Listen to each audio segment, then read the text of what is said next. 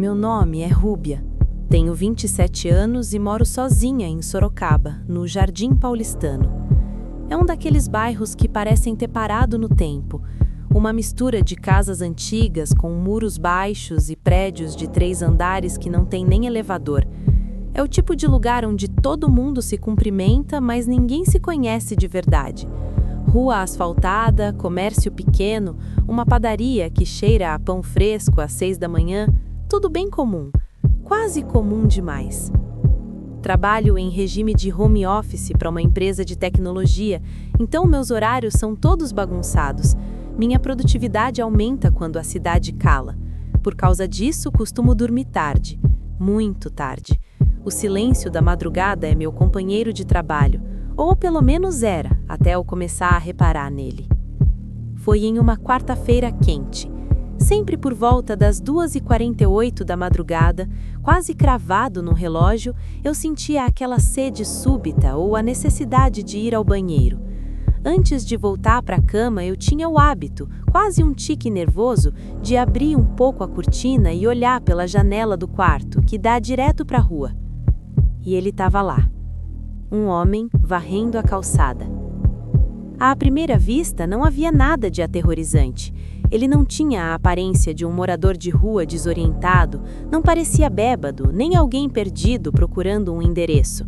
Ele usava uma calça de sarja escura, uma camisa de botão fechada até o pescoço e empurrava uma vassoura de palha com uma calma perturbadora, como se estivesse cumprindo uma rotina de décadas.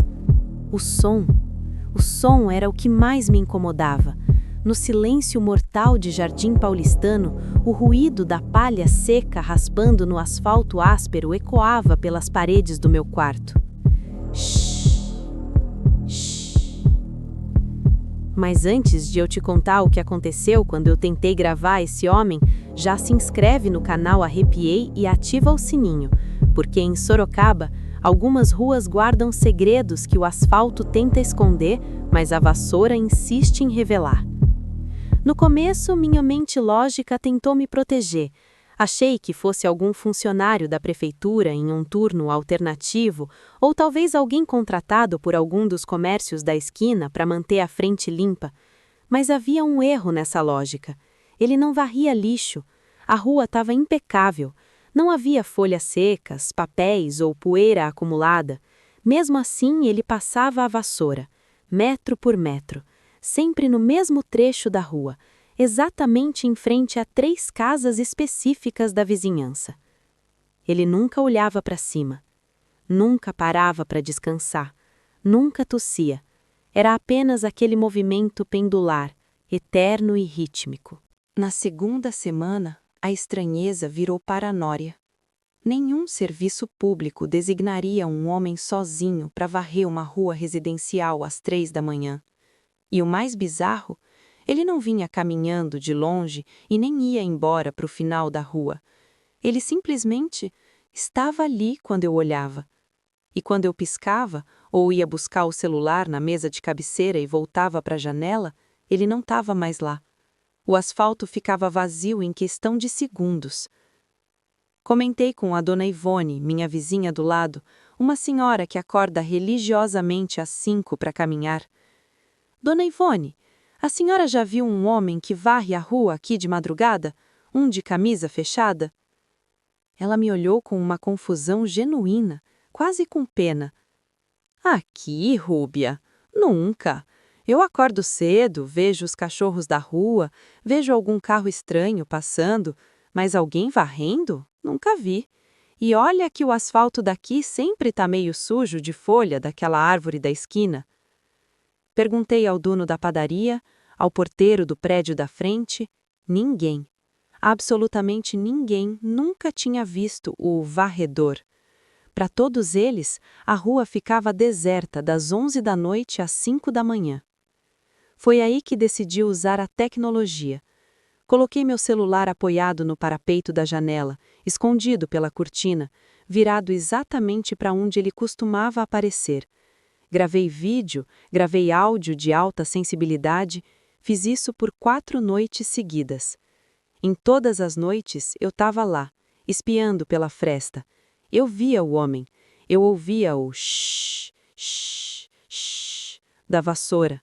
Eu via a sombra dele se projetando sob o poste de luz amarelada. Mas quando eu pegava o celular para assistir aos vídeos na manhã seguinte, o estômago revirava. A rua estava vazia. Nas gravações, o asfalto era um deserto de pixels escuros.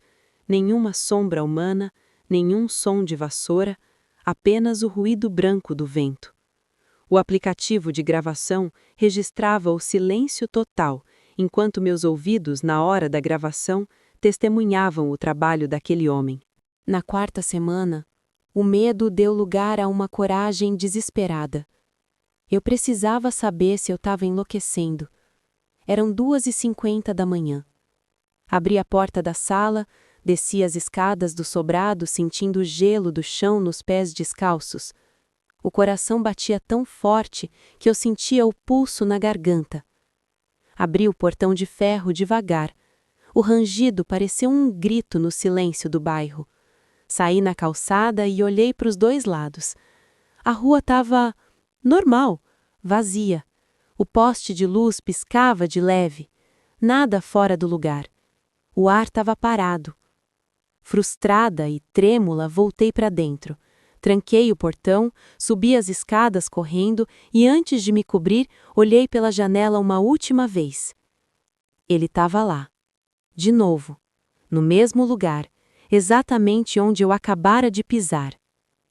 Mas dessa vez, ele parou o movimento da vassoura. Ele levantou a cabeça lentamente. O chapéu ou o cabelo eu não conseguia distinguir bem. Fazia uma sombra profunda sobre o rosto, mas eu senti o impacto. Pela primeira vez em um mês, ele olhou direto para mim. Não havia raiva, não havia um sorriso macabro, não havia expressão nenhuma, apenas um vazio absoluto onde deveria estar um rosto. Ele ficou parado, segurando o cabo da vassoura com as duas mãos, me observando por eternos 30 segundos. Depois, como se tivesse conferido algo, ele abaixou a cabeça e continuou varrendo. Shhh, shhh, shhh. Como se eu fosse apenas mais um grão de poeira que ele não conseguia remover. No dia seguinte, fui à subprefeitura em um estado de nervos deplorável. Inventei que queria elogiar o serviço de limpeza noturna. A moça do balcão pesquisou no sistema por 10 minutos e foi categórica. Moça, não há varrição noturna no Jardim Paulistano. O caminhão passa às terças e quintas às 10 da manhã. À noite, a rua é por conta dos moradores. Voltei para casa com a sensação de que algo estava sendo preparado. O ar da casa parecia mais pesado. Na madrugada seguinte, não precisei nem abrir a cortina. O som veio até mim. Ele estava varrendo exatamente em frente ao meu portão. O ruído era mais denso, como se a vassoura tivesse carregando algo pesado. No dia seguinte, fui acordada pelo giro das luzes vermelhas e azuis refletindo no meu teto. Polícia, ambulância. O vizinho da frente, o seu antenor, um senhor que morava ali desde que o bairro era mato, tinha falecido durante a noite. Conversando com os vizinhos mais antigos no velório, a verdade começou a emergir. Seu antenor tinha uma obsessão, a limpeza da calçada. Ele dizia que a rua é o espelho da alma. Por 40 anos, ele varreu aquela calçada todas as noites antes de dormir, até que naquela madrugada ele simplesmente não acordou mais. Mas o problema, meu irmão, é que o seu antenor morreu e o som não parou. Pelo contrário, ontem eu perdi o sono. Eram 2h48. Eu não fui até a janela. Eu me encolhi debaixo do edredom, tapando os ouvidos. Mas não adiantou, porque o som da vassoura não vinha mais da rua. O shh, shh, shh estava arrastando no meu corredor.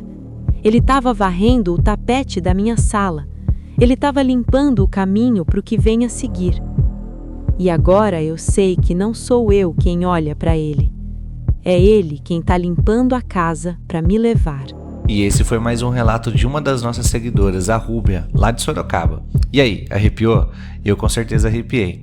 É impressionante como uma rotina tão simples como varrer uma calçada pode se tornar algo tão sinistro quando atravessa a fronteira da vida.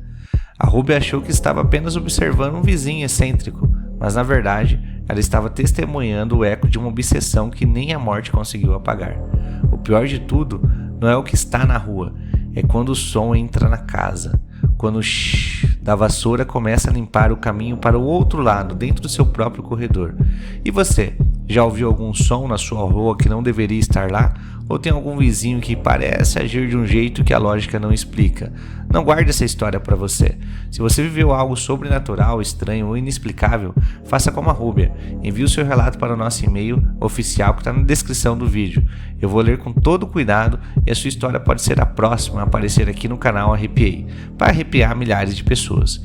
Antes de ir, não esqueça de deixar o like. Se você sentiu frio na espinha com esse relato, se inscreva no canal Arrepiei e ative o sininho. Assim o YouTube entende que você é corajoso e que te entrega nos próximos vídeos de terror. A gente se vê no próximo relato, se você tiver coragem de dar o play, é claro.